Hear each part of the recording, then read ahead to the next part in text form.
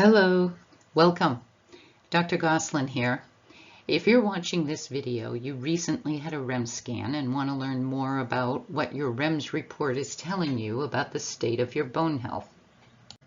To begin with, we'll spend some time discovering why REMS scans are providing significant improvements in the area of diagnostics, monitoring, and early prevention of osteoporosis. Next, we'll cover the 3 reports that the REMS scan provides instead of the one single DEXA report, and then I'll walk you through a sample report. So let's get started. So what does REMS actually stand for? Radio frequency echographic multispectrometry. Now you know why we refer to it as REMS. Because REMS uses an advanced ultrasound technology, it is safer than the DEXA scans that use ionizing radiation. And because it's safer, the scans can be repeated more frequently to monitor your progress of your bone health program, instead of having to wait for 2 years between scans. You can now have access to repeat scans as often as 3 to 6 months to monitor your progress, or make course changes in your approach if needed. This safety feature also makes REMS available to a wider range of ages for earlier assessment of bone health in vulnerable populations, as well as its use during pregnancy. REMS is also smarter than DEXA, so there's less error, fewer false positives and false negatives. For example, DEXA technology is unable to discriminate between healthy bone density and the bone spurs of arthritis, so that it would yield a false report of better bone mineral density than that person really had. And because it doesn't require a medical prescription, REMS puts you in the driver's seat of your bone health.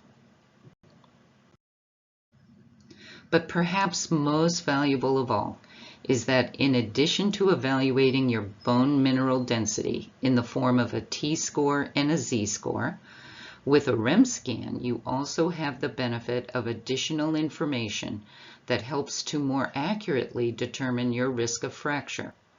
You see, bone mineral density does not reflect your risk of fracture. Most people don't realize that there are many fragility fractures happening in people with normal bone mineral density.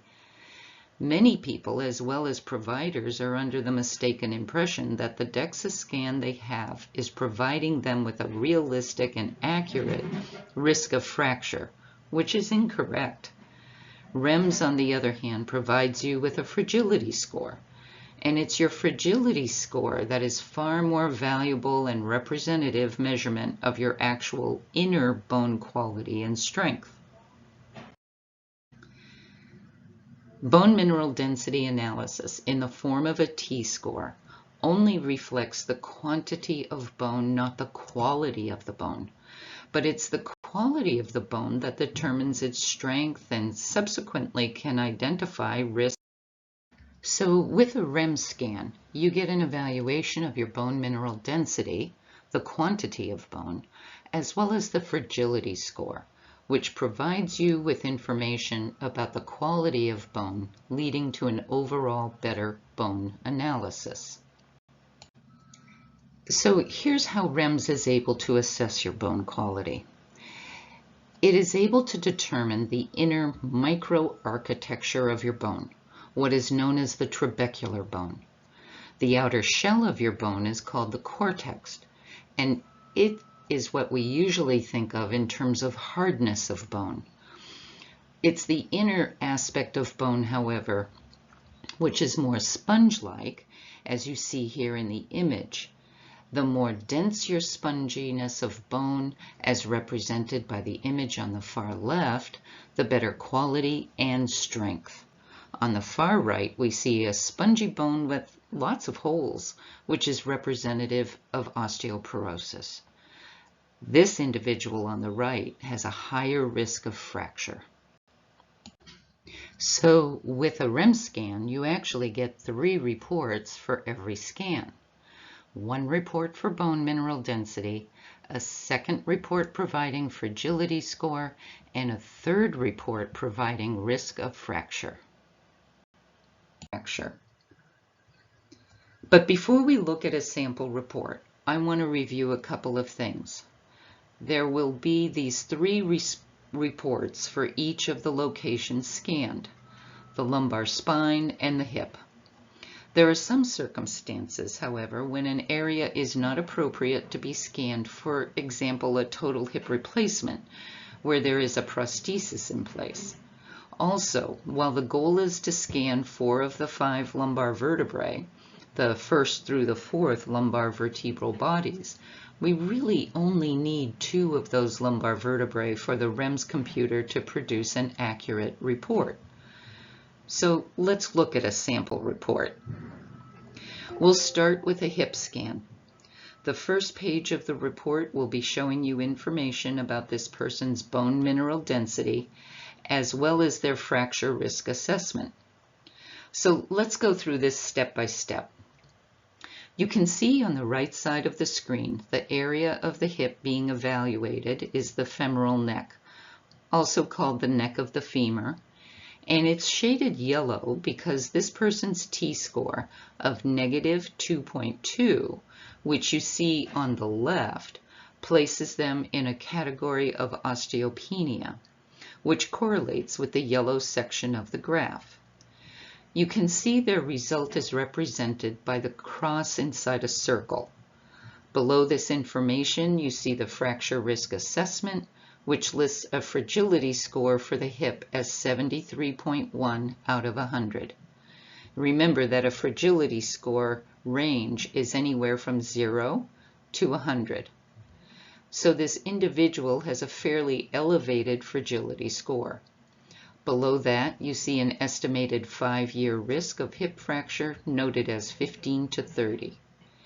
At this stage, you're probably wondering, how does this get computed, right? Well, let's go to the next page to learn more. On the second page of the report, we find more information, specifically the fragility score, which for this individual is elevated, therefore in the red at 73.1. So far, what we've learned is that even though this person has a bone mineral density consistent with osteopenia, the inner microarchitecture of that hip bone, the quality of that bone is more compromised, less strong, yielding a higher fragility score. We would not have known this by just using the T-score to assess the bone health of this person. So now let's look at the third page of the report, where we can learn a bit more about how we can use both the bone mineral density in the form of the T-score, along with the fragility score, to determine fracture risk.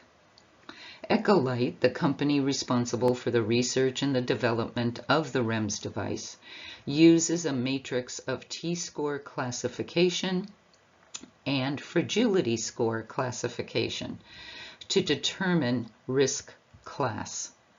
Let's look at this in more detail. At the top, you'll see the matrix with the T-score on the horizontal, with different values in green, yellow, and red, representing normal bone density, osteopenia, and osteoporosis, respectively. On the vertical side, you have a fragility score, also in green, yellow, and red, representing in descending value, normal, decreased, and low bone quality, respectively. Remember that a low fragility score equates to high bone quality, and the opposite is true. A high fragility score equates to a lower bone quality. It's an inverse relationship, right? So you can see that there are 7 different risk classes identified as R1 through R7, depending on where you are on the matrix. Remember that this individual had a T-score of -2.2. That put them in the yellow for osteopenia, and a fragility score of 73.1, which puts them in the red for a low bone quality, yielding a risk class of R5. So what is the significance of this R5 risk class? How does that help us? It means that this person's fracture risk at 5 years is equivalent to 1,000 other people with similar demographics, meaning same age, same sex, with similar T-score and fragility score, where 15 to 30 of those 1,000 people had a fragility fracture within a 5-year period. These numbers are the result of extensive testing and follow-up with that company, Ecolite, conducted as part of their research to determine the efficacy of a fragility score. Looking at the risk class chart, you see that as your risk class increases, the number of people with fragility fractures increases also. All right, let's move on to the lumbar spine report. The layout for the lumbar spine is pretty much the same as the hip, so we will be able to move through this part perhaps a bit quicker. Like the hip, you see 3 out of the 4 lumbar vertebral bodies that were successfully scanned. Remember that the computer only needs 2 out of the 4 for an accurate assessment. For some reason, the 3rd vertebral body was not easily identified, and as such, there's no color on the picture, and there's no value for a T-score for that particular vertebrae if you look below on the right. But based on the other 3 images, you see in the graph on the left that this person has an overall T-score of negative 2.1, again consistent with osteopenia, and their score is plotted in the yellow part of the graph for their age. Below the graph, we have the fracture risk assessment providing us with a fragility score for the spine of 67.9 out of 100, and subsequently a 5-year risk of a major osteoporotic fracture of similar to 35 to 60 people out of 1,000, with the same demographics for age, sex, T-score, and fragility score. Let's look at how we got those numbers. We see on the graph of the fragility score based on age, this person has a fragility score of 67.9, putting them on the border between the yellow and the red. So if we want to find out this person's risk class, we plot their T-score of negative 2.1, osteopenia in the yellow, against their fragility score of 67.9 in the red for a risk class of R5. This means that this person has risk of fracture similar to 35 to 60 people out of 1,000 over the next 5 years. Again with the same demographics of age, sex, T-score, and fragility score. So as you can see and appreciate, by having a better estimate of risk of fracture for both the hip and the spine, thanks to the addition of a fragility score that is based on an actual measurement of your bone quality, you can certainly take action in a more appropriate way. There is one more helpful piece of info that we get with every lumbar spine scan that we'll wrap up with next. And that has to do with the body composition analysis. Let's look at this info. At the top of the page you see BMI, which stands for body mass index. Then it's your measurement, and then the normal, quote-unquote, normal or reference range. BMI is a mathematical calculation based on your height and your weight. It's a good starting point for evaluating body composition, but there can be some exceptions that make it less helpful. But for the most part, better health and metabolic function results when you are in the quote-unquote normal range. Next line down, you'll see your weight and again the normal range. Again, not always an appropriate determinant of healthy function. But what follows next, the body fat measurement, is much more helpful in determining healthy body composition. For this individual, 37.7% of their total body weight is fat, which is slightly above the normal range of 31 to 34%. If you look at the color chart below, you see that for this person's age, which is over 60, based on their body fat percentage, they are in the overweight column. Not too surprising, what we would expect. But the other helpful piece of information is the calculation for basal metabolism, which has been computed for this individual to be a little over 1,400 calories per day. Basal metabolic rate, also called BMR, is the number of calories that an individual needs in a 24-hour period to support bodily functions at rest. If you look at the next piece of information, you'll see the activity metabolism giving you an indication of how many more calories might be needed based on your level of activity per day. Knowing this can help you adjust your food plan to be a better match for your metabolic needs. But the biggest benefit from a bone health point of view, I think, is that if you know your body fat percentage, you can not only get an indication of whether it's too high or not, but also you can compute your lean body mass, most of which is your muscle. And it's well known and studied that if you increase your muscle mass, you will increase your bone mass. So for this person with a fat mass percentage of 37.7, that means that their lean body mass is 62.3% of their total weight.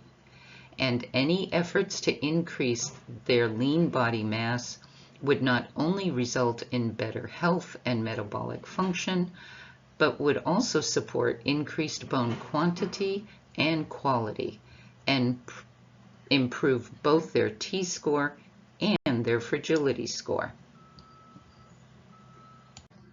And finally, the chart on the bottom of the page indicates where this individual is based on their body mass index. Again, I find this measurement can be misleading in some circumstances, so I prefer to look at the body fat percentage measurement. So this wraps up this video, Interpreting Your REMS Report. I hope you found it helpful and informative, and that it moves you to action, whether that be a continuation of your current plan or maybe encourage you to begin your bone health journey. And know that you don't have to do this journey by yourself. I will be offering both live and on-demand programs focusing on the tools and resources you need to start or continue your bone health journey. You could stay in touch by subscribing to my blog posts at www.harborhealthgroup.com and following Harbor Health Group on Facebook. In the meantime, wishing you good health and the very strongest of bones.